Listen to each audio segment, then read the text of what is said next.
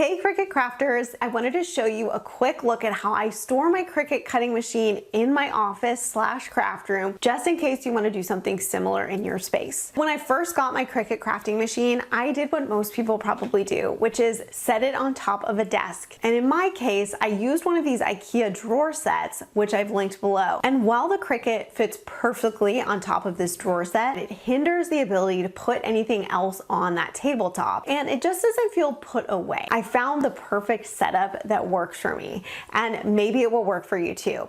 What I've done is I've purchased these white IKEA desks. They are also linked below. And these desks are both functional and beautiful, and they're also very large, which is great for all your crafting needs. But for those of you who have a smaller space, I've also linked a smaller desk that looks very similar to the larger desk that I bought. One of the things I love about these desks, both big and small, is that it fits everything you need for your Cricut. The Cricut cutting mats, the tools, and everything you need. In addition to desks, I purchased a cube shelf that can go right underneath the desk. That is where I place my Cricut, on top of that cube storage. This way, the Cricut is technically not on top of the desk, and that way I have space to craft on top of the desk. I can do projects and homework with my daughter and anything else that we need that desk space for. I actually purchased two different options that you can test out in your space, which I've linked below as well. This setup also allows for easy and beautiful paper storage right where I'm doing all of my cutting. So inside the cube storage, you can get these paper organizer shelves that are super easy to just slide into the cubes.